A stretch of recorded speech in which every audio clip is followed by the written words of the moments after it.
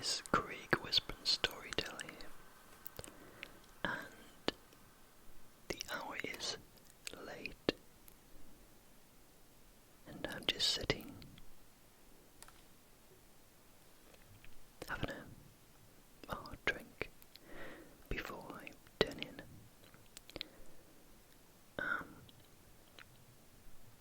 It's very nice sometimes to be around this time of night, when everything goes very quiet. And what do you think of my Monopoly cup? It's quite cute, isn't it?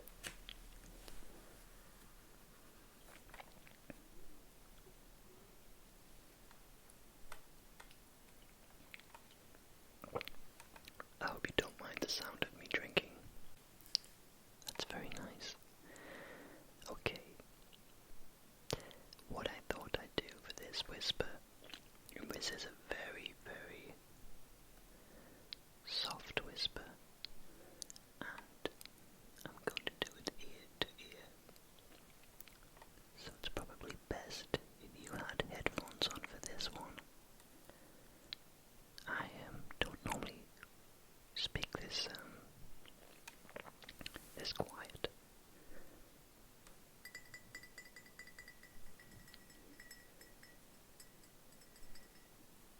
Anyway, without further ado, I'm going to move on to the subject of today's whisper. So I'm just going to move this stuff over to this side of the desk.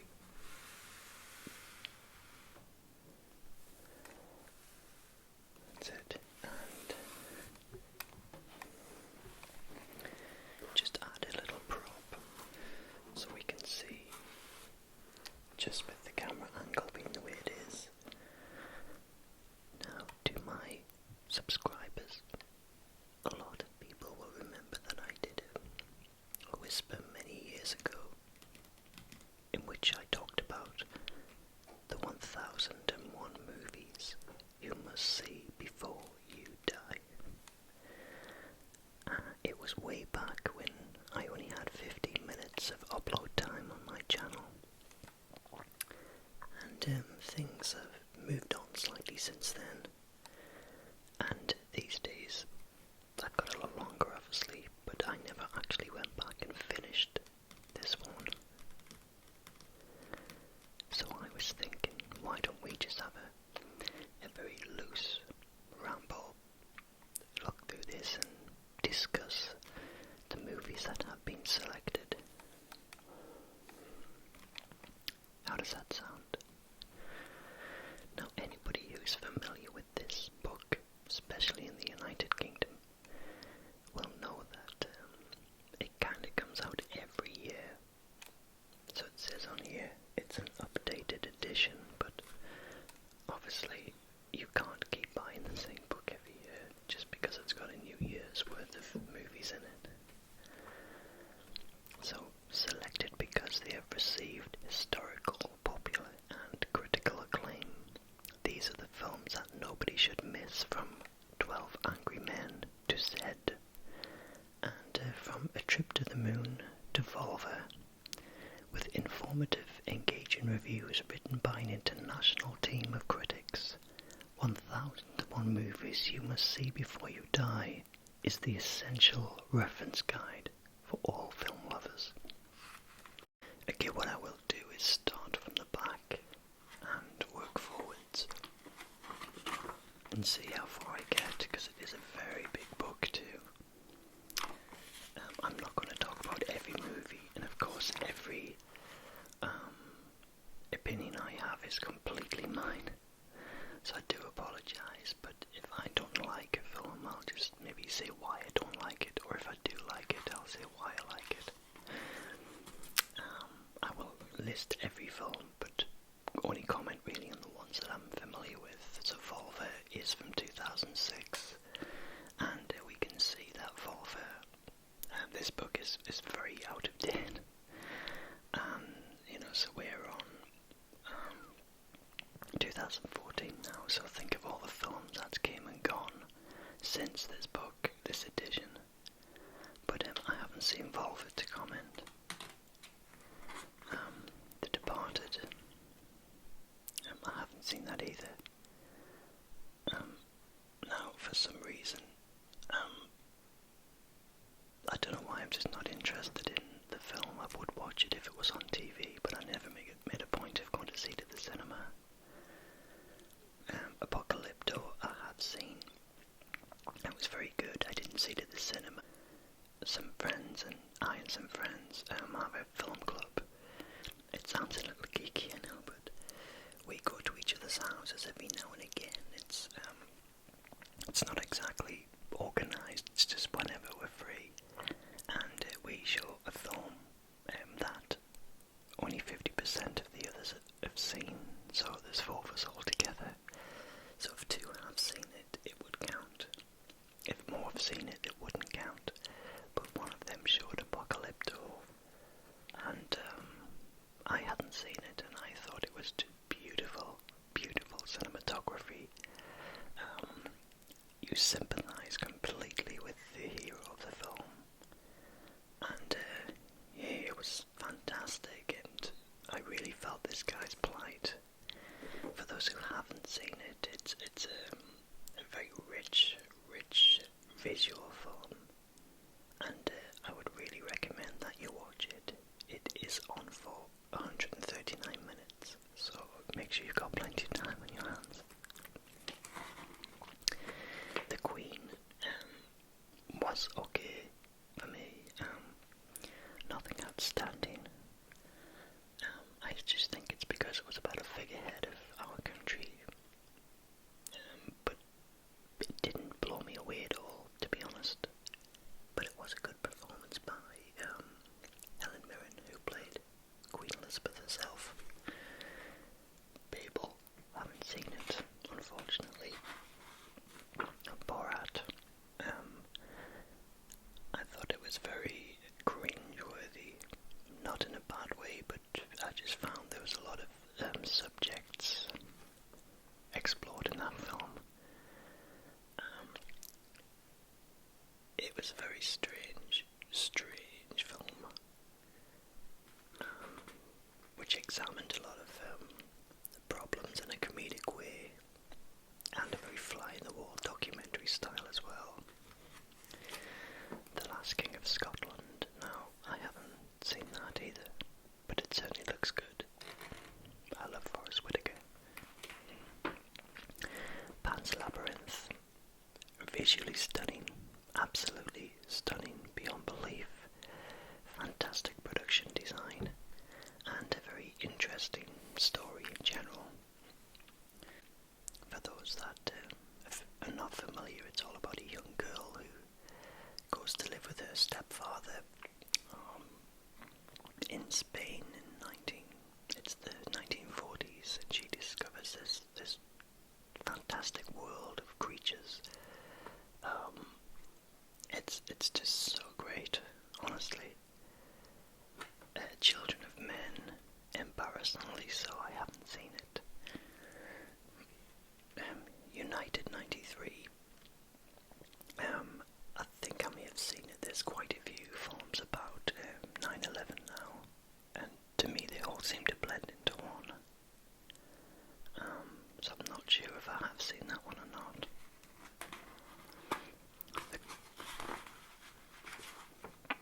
The Prestige, with Christopher Nolan's film. I haven't seen it. The Lives of Others. I haven't seen it. Little Miss Sunshine. I have seen it. Little Miss Sunshine's a very strange film. It's a kind of a road movie about a dysfunctional family who are trying to get a little girl to a beauty pageant. The characters are all off-key, eccentric.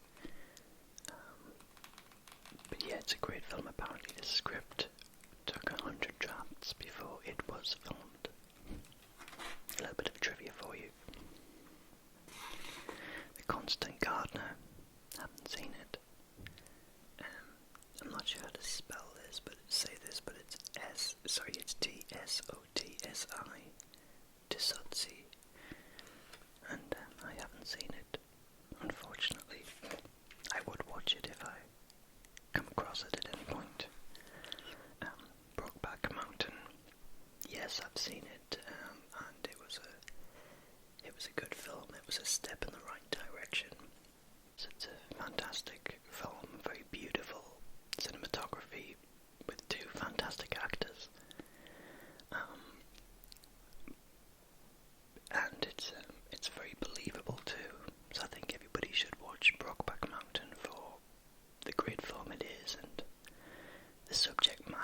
which seems to strike a deep chord with a lot of people, but we're all just human beings, right? I think that's what the film's trying to say, that everybody is just a human being and we don't all live in the same mold as each other. What Brokeback Mountain made me think about was the fact that you got two straight guys playing two gay characters, but yet you never get a gay actor who plays a straight role. That's something to think about. Hollywood's very behind the time, and one of the other things I noticed was the film about Liberace. I forget the name of the film now, with Michael Douglas in, but that film was actually rejected by a lot of 90% of American big movie studios because it was about homosexual, and it ended up being made for television and didn't get a cinema release at all. Now, as a writer, I often get pushed, or persuaded, should I say, to bring more gay characters into my scripts that are just normal, everyday people, not a best friend or a screaming queen, but just a normal person who just happens to be homosexual. But it seems that we've still got a way to go with cinema and film and television and sport, but I think it is going in the right direction. Paradise Now, haven't seen. Go See and Become, haven't seen. Fahrenheit 9/11, I have seen. Yeah, it was interesting, and quite powerful, and pretty much decimated the Bush administration in the 2 hours running time it had. Sideways, yeah, it's a fantastic script, and that's one that a lot of my script seminars ask you to read. So it's very well known for its craft. It's brilliant screen play by Alexander Payne, and of course Rex Pickett wrote the novel that it's based on. Downfall, which is I believe it's the last few days of the Nazis and Hitler. I haven't seen that film. Crash. Now, I was thinking about the David Cronenberg film there, but this is not that. This is a US/German film directed by Paul Haggis, and I haven't seen that one. The Best of Youth, I haven't seen. Lost in Translation, yes, that was a lovely film. It was very dreamlike, and it was very muted as well, very quiet and beautiful.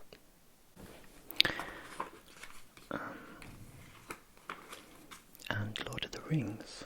Oh, what can I say about Lord of the Rings? That was just a fantastic 3 years of my life. It just really ignited my passion for cinema again. And the excitement when December was looming about the next installation coming out was just unreal. I've never experienced that again, to be honest, and maybe I won't. But just a visual spectacle, epic storytelling, fantastic acting and production values. It was just an all-round winner, and possibly the best films of all time for me personally. They're just brilliant. Oldboy, a lot of people rave on about it, but I'll be honest that I haven't seen it yet. I can hear the gasps out there. And The Pianist, have I seen that one? Is that the one with the guy set in the Second World War? Let's have a look. I'll just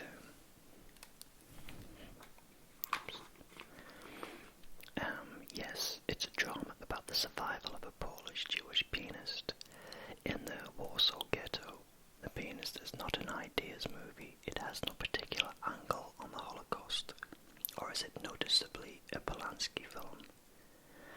Yes, I have seen that film with Adrian Brody. Yeah, it was great. Fantastic, well acted too, and beautiful. And Roman Polanski is just a brilliant filmmaker. Whatever people feel about him, he's a fantastically, perfectly realised director. His screenplays, his movies are just all second to none. There's something about them that's incredibly organic. Omnibus 174, I haven't seen that film. The Royal Tenenbaums, Wes Anderson film, and Owen Wilson film, I haven't seen it. Lantana and the Piano Teacher, I haven't seen it. Spirited Away, yes. I did see it, and actually Walt Disney was involved in this in some way. Let's see if we got a write-up on it, because it's very interesting. And it's all about, it's a Japanese animation film about a young boy who is on his way to his new home when they take a detour through a mysterious tunnel, and when they emerge on the other side they discover a deserted town, but things aren't what they seem to be, and then his parents get transformed into pigs. So it's typically Japanese, how it's so off the wall in my eyes. Yeah, but it's definitely worth a look at. No Man's Land, I haven't seen it. Kandahar, I haven't seen it. Moulin Rouge, yeah, that's the Baz Luhrmann film. Yeah, it's visually beautiful, and typically Baz Luhrmann has its mashes everything into an MTV style 1890s Paris romance. Yeah, it's a strange film, but it's also very, very camp and very colourful and luxurious. Memento, which was Christopher Nolan's debut film, which was a really interesting dark thriller with Guy Pearce and Carrie-Anne Moss from Matrix. Amelie, which I absolutely love. I've only ever seen it once and loved it to bits, but I'd love to see it again. And she's just got the most fantastic aura, and it's Audrey Tautou. Have I pronounced that right? Tautou.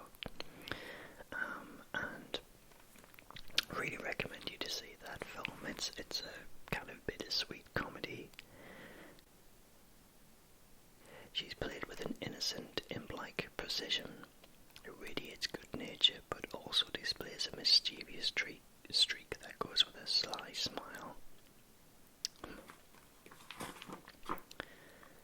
Crouching Tiger, Hidden Dragon. Yeah, I did see that at the time, but for some reason I don't remember much about it apart from people dancing on treetops. I really should see that one again, and it's surprised, and it's 14-year-old already. Meet the Parents. Yeah, it was alright. Traffic. Amoris Poros. Requiem for a Dream. That was a really good film. And it starred Ellen Burstyn and a few others. Jennifer Connelly. And it was a story about a dysfunctional group of characters. It was a guy and his mother, who was Ellen Burstyn.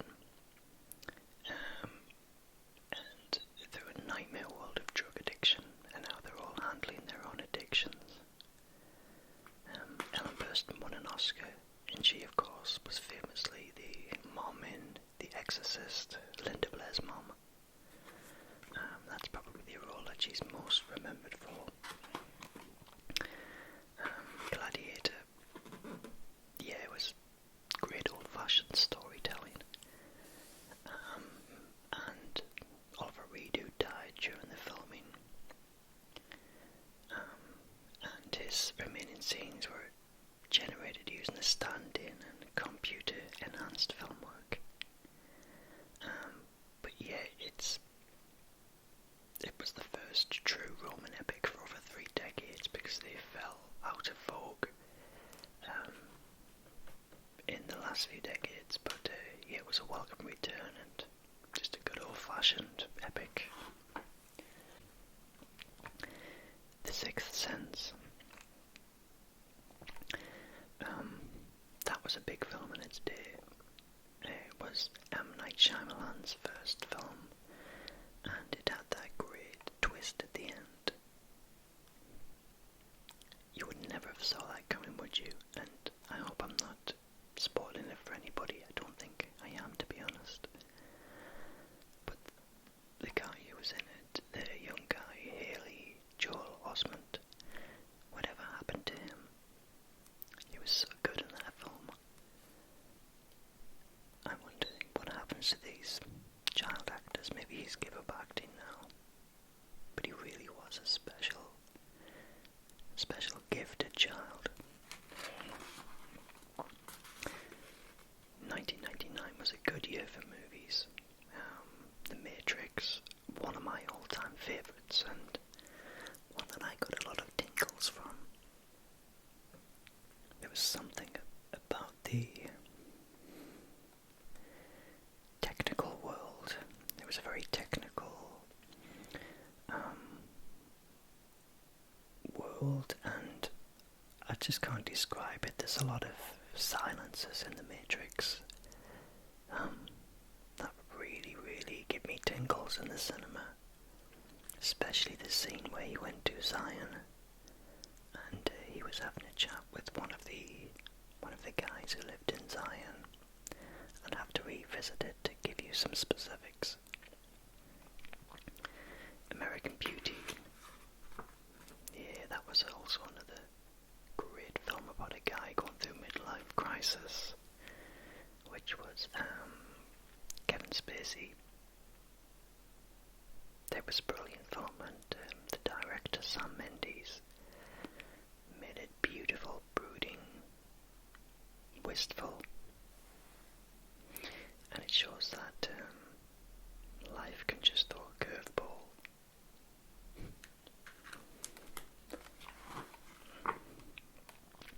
Being John Malkovich, haven't seen it, but I'm familiar with it.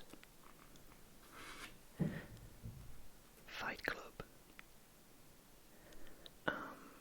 The first rule of Fight Club is that you don't talk about Fight Club. The second rule about Fight Club is that you don't talk about Fight Club.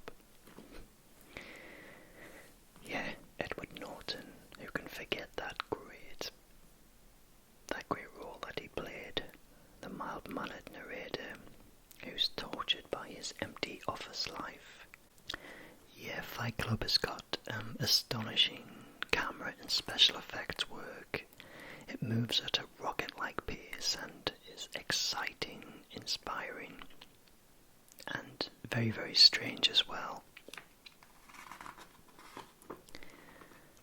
All About My Mother, which is a Spanish-French production, and I haven't seen that one. That looks interesting.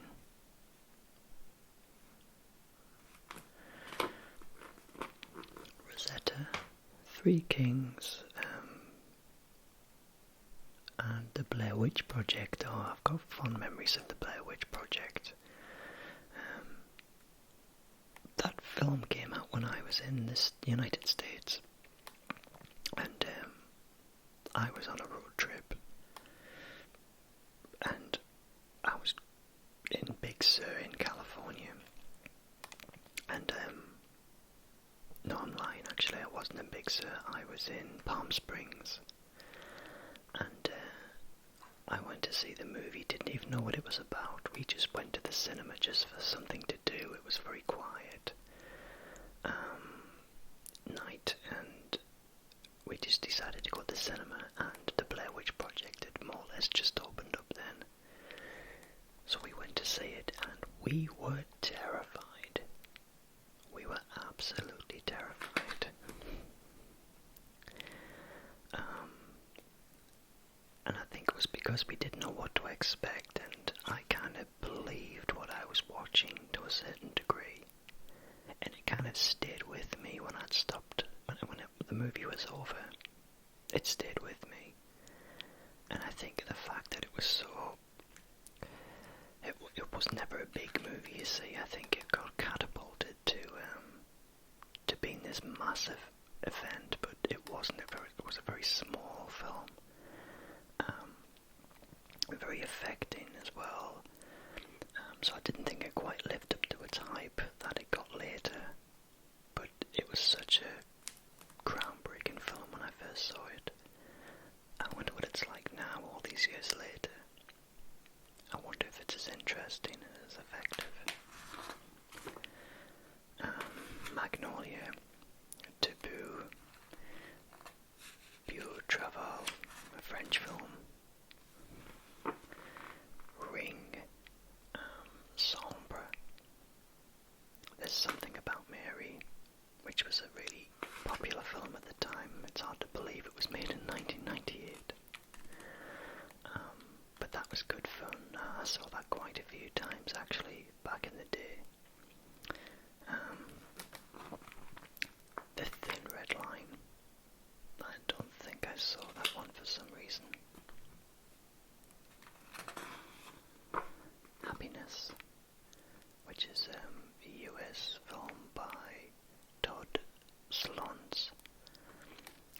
Pi, not to be confused with The Life of Pi, which was fantastic. This is another film about a mathematical genius beset by debilitating headaches and an insatiable quest for numerical series that links everything in the world. The Idiots, I haven't seen that, but that's a French, Italian, Denmark film. Run Lola Run, which I was going to show for my film night. I saw that film once and loved it. Fantastic film. Very unusual in its day. I wonder if it's as good these days. But I was actually going to show that one. Rushmore. Buffalo 66. I'm going by these ones because I'm not too familiar with them. Saving Private Ryan. Yeah, that was a monumental film.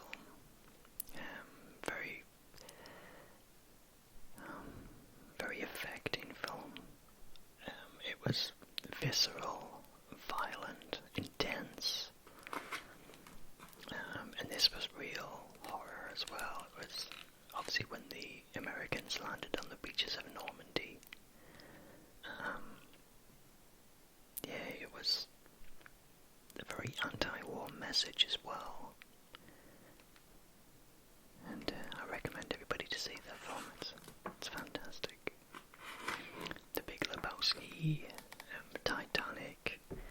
I actually saw Titanic again when it was released in 3D. And it's still a very, very well told story. Love it or hate it. It's a spectacle, and you can't help but melt with the love story. I'm a big fan of it, and I know over the years people give it a lot of stick for being schmaltzy and twisting the truth about the ship, but so what, I say. So it's half the Poseidon Adventure and half Love Boat. That's a really good description of the Titanic. Open Your Eyes, Mother and Son, Taste of Cherry. I haven't seen any of those. Funny Games. That was probably the film that started off the home invasion genre.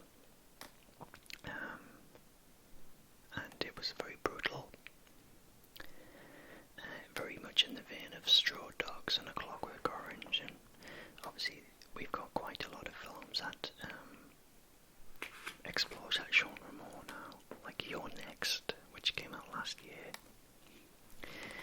Deconstructing Harry, a Woody Allen film, The Sweet Hereafter. The Ice Storm, Boogie Nights, and Boogie Nights heralded the return of Mark Wahlberg to films after his troubled past, where he played a 70s porn actor. You forget how good that film actually was. And The Ice Storm with Kevin Kline as Sigourney Weaver. I'd really like to see that film again. LA Confidential, The Butcher Boy. Happy Together, which is a film from Hong Kong. The English Patient.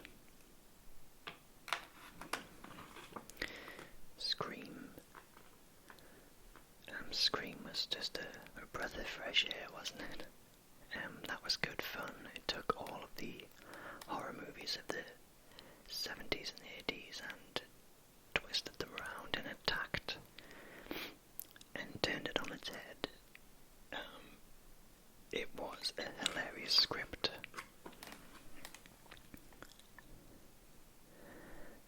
And it was also scary as well as funny. And there's Drew Barrymore making her comeback as the victim at the beginning of the film. Trainspotting. Yeah, great film too. Lone Star. Gabby, Secrets and Lies. Independence Day. I'd be interested to see how Independence Day looks these days after all these years. That was really the special effects were really huge and out there, but I wonder how good it looks today. It was really just a bit of fun, and very tongue firmly in cheek. Actually, Godzilla made me think a little bit of Independence Day. Just the way it kind of progressed, the story became a kind of a visual spectacle like Independence Day. Breaking the Waves, a film from Norway, Netherlands, France, Sweden and Denmark. Shine. Fargo, excellent film Fargo was. And of course, I'm a big fan of Joel and Ethan Coen. I was really good at that. I missed out on Inside Llewyn Davies. I really wanted to see that film, but I didn't get to catch it. Sometimes a film comes at the wrong moment when you just haven't got the time. But Fargo is a fantastic film, which I just loved a bit. The Usual Suspects. Wow, that was a huge film in its day as well, wasn't it?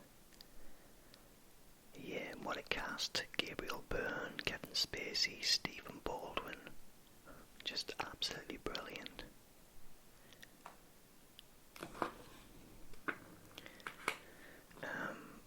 Underground, The Braveheart Will Take the Bride, Cyclo. Haven't seen any of those films. Seven. That was a really good film too, very edgy and almost like a film noir. Smoke, The White Balloon. Clueless. We're back to 1995 now. Whatever happened to Alicia Silverstone? Where did she go? Heat.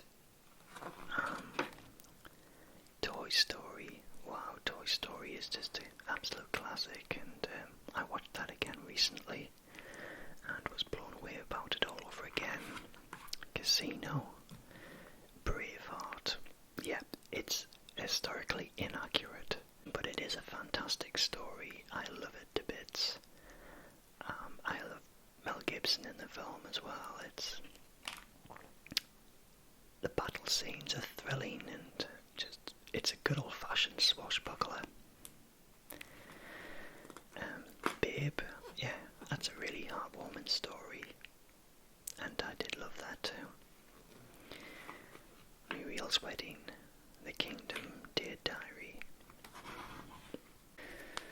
Creatures with Peter Jackson, you forget about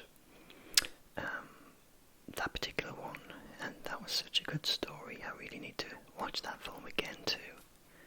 Through the Olive Trees, Crumb, Santantango, The Shawshank Redemption, 1994. Of course, Stephen King and Frank Darabont, set in the prison. Absolutely irresistible. It was very moving, and I saw that film on video after it was shown at the cinema.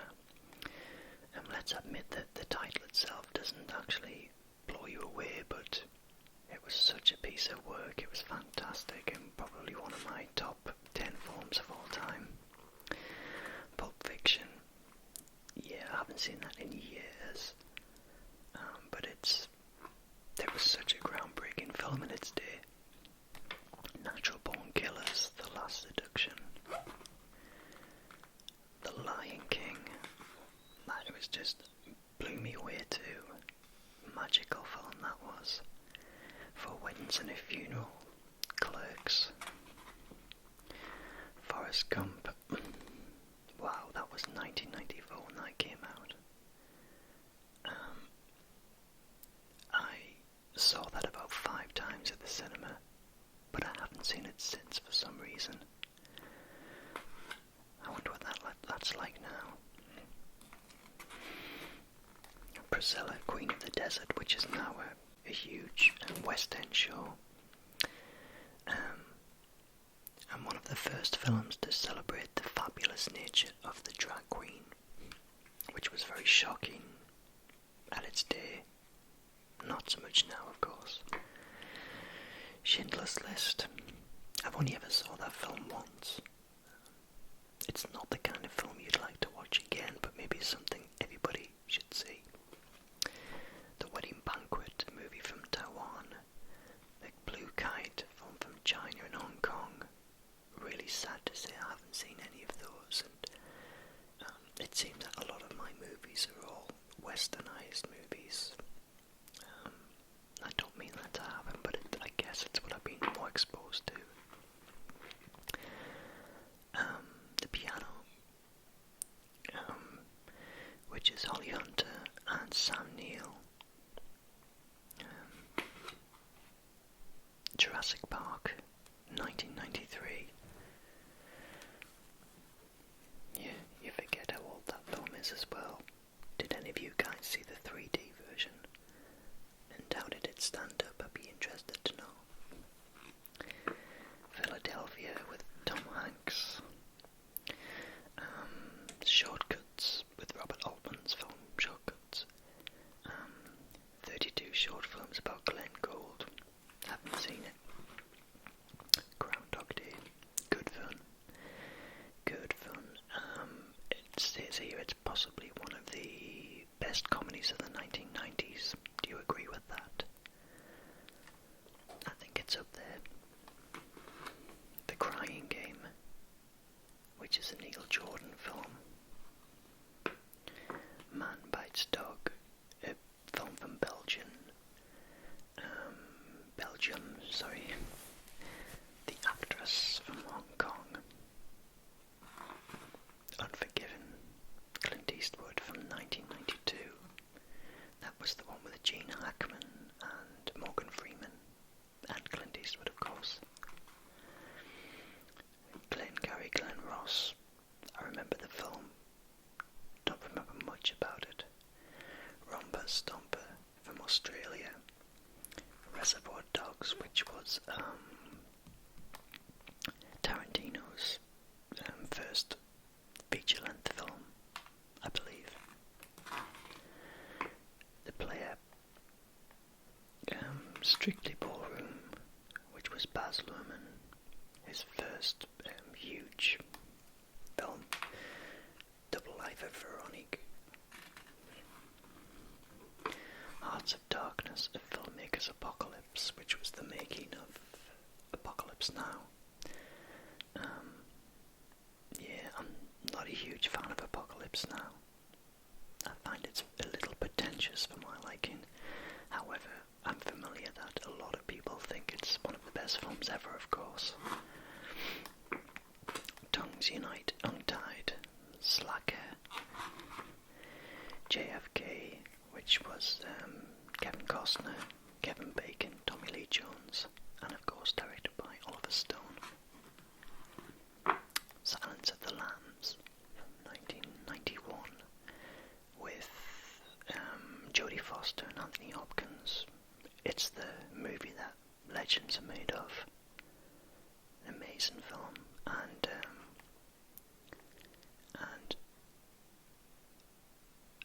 I don't think it's a horror movie. I would say this is more of a thriller, personally. Thelma and Louise. Wonderful film from Ridley Scott and starring Susan Sarandon, Gina Davis, Harvey Keitel, Brad Pitt in one of his earliest roles. Brilliant film. Everybody should see that one. And I think the story behind it is not just like a feminist road movie, but it's more somebody breaking free from a life where they might feel prisoner. I think there's a lot of messages in Thelma and Louise that you can take. Terminator 2.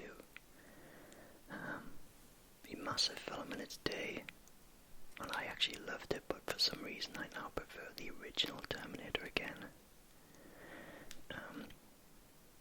I think the original Terminator was a much stronger story, and the effects in Terminator 2 are now not too special, but it was absolutely groundbreaking in its day.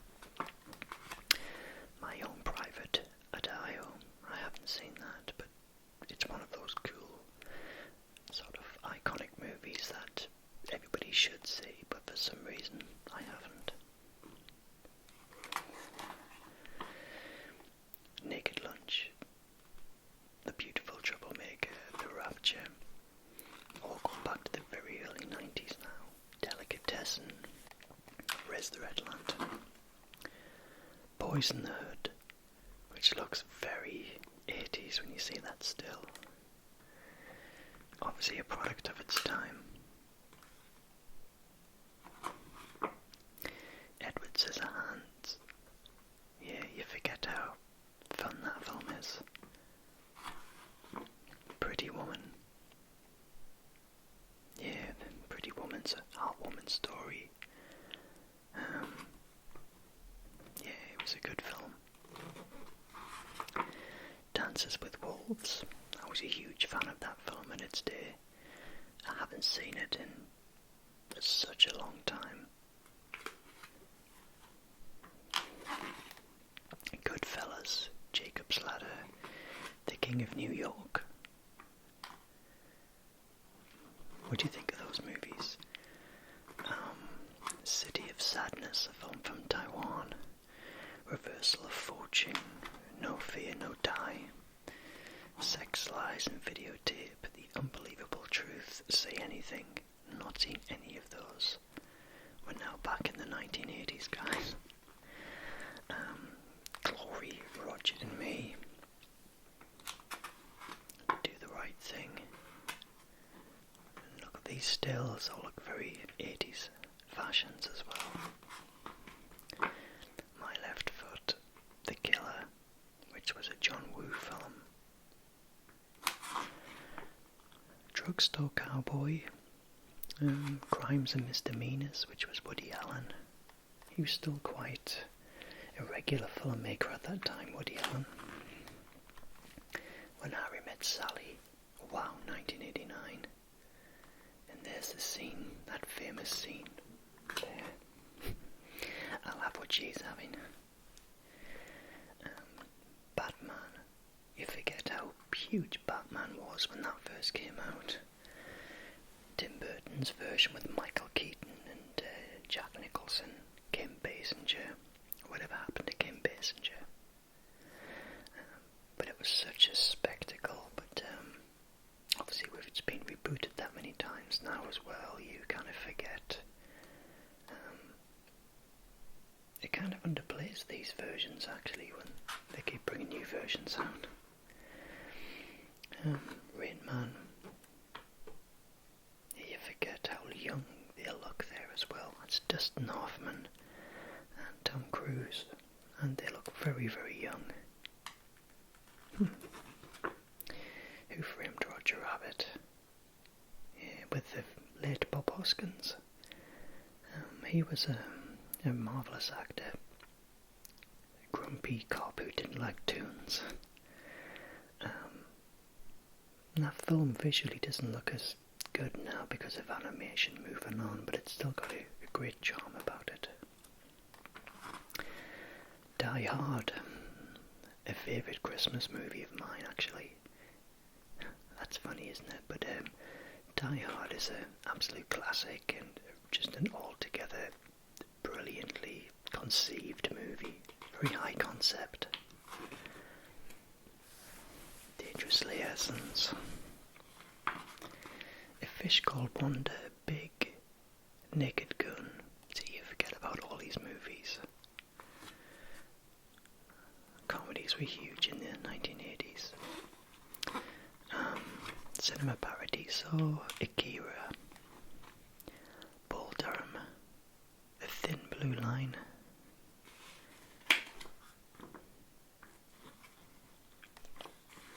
The Vanishing, Fatal Attraction, back in 1987, A Chinese Ghost Story, and Ferris Bueller's Day Off. That was a great comedy. Aliens, for me, Aliens is one of the films in that region of time that really still holds up. On the other hand, you've got The Fly here, which kind of has stayed in the 80s. But Aliens is still a fantastic movie that still holds up nowadays. Also, interestingly, I used to always prefer Aliens to Alien, but now I think I seem to have returned to Alien. Isn't that strange? How time can kind of change you. She's Gotta Have It, Hannah and Her Sisters, which of course is Woody Allen yet again.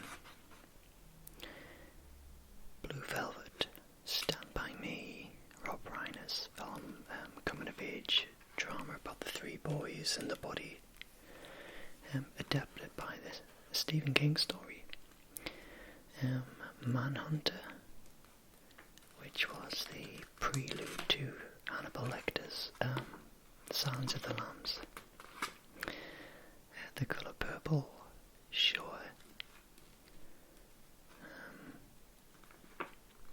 Vagabond, Breezy's Honour. Mishima, Life in 4 Chapters. Kiss of the Spider Woman. This Quiet Earth.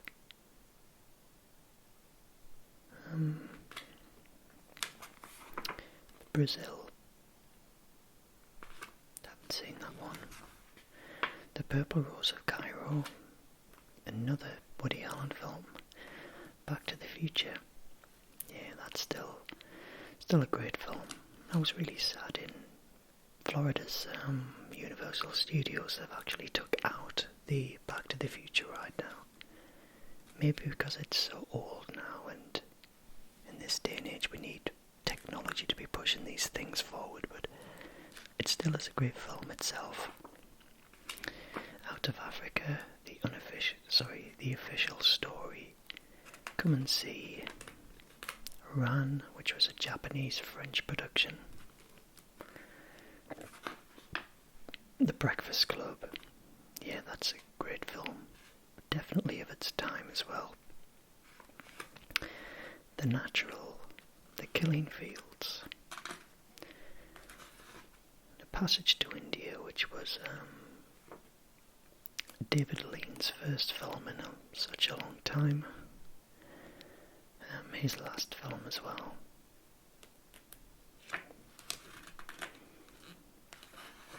This is Spinal Tap, Ghostbusters. Ghostbusters is a great film.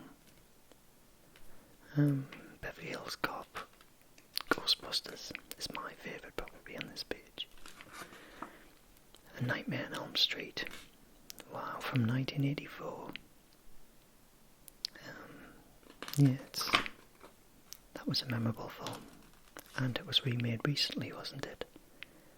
Paris, Texas, which was a Great Britain, France, and West German production with Harry Dean Stanton. And there's the original and, for me, best film, The Terminator. Fantastic story.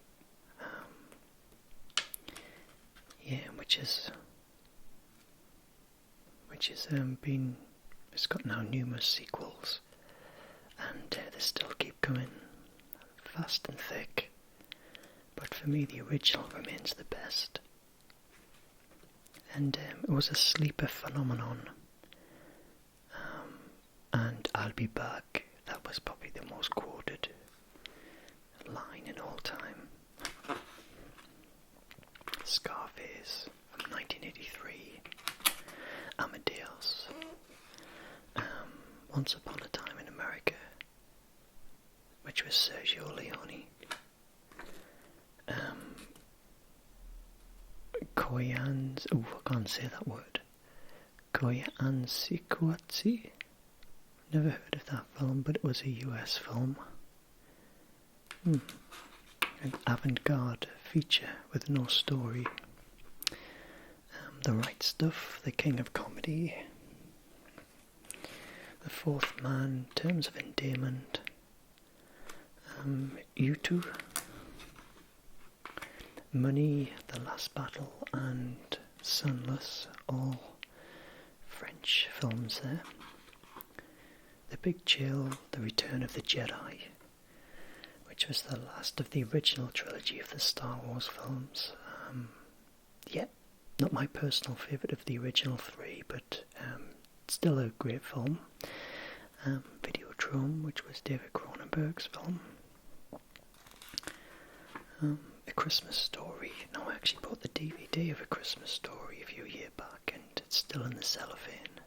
And I tend to put all my Christmas movies away with all of the baubles and things and bring them down every year.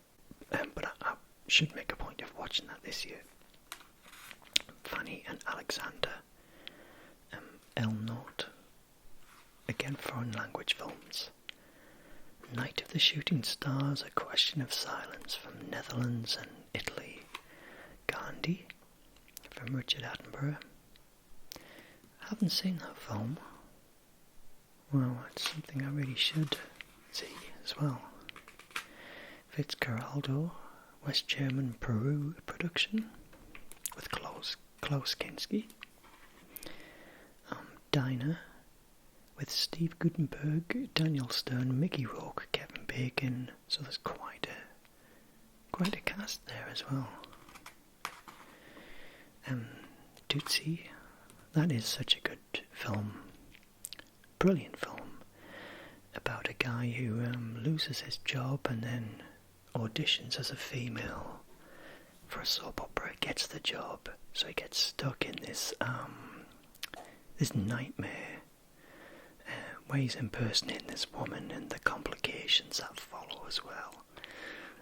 It's just ingenious, and it was directed by Sidney Pollack and stars Dustin Hoffman, Jessica Lange, Terry Garr, Bill Murray, Gina Davis.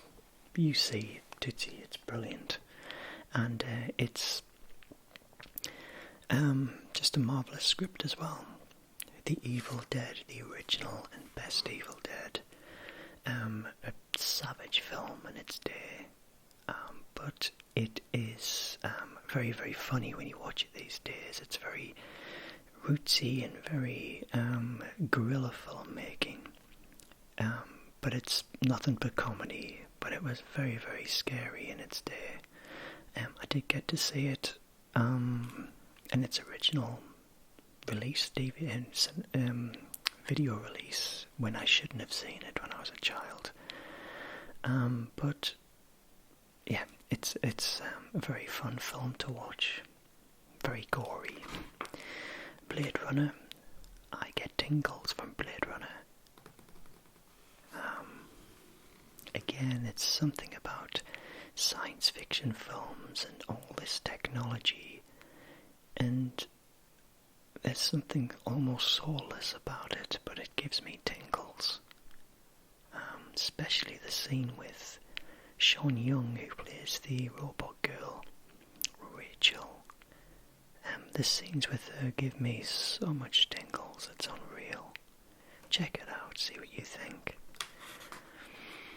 E.T., now 1982, was a great year at the cinema. We had E.T., Poltergeist and The Thing, all big movies as well. And fantastic. Each one of them are fantastic.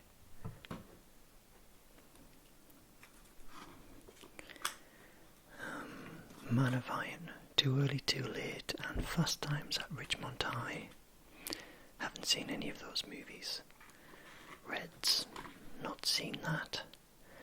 An American Werewolf in London.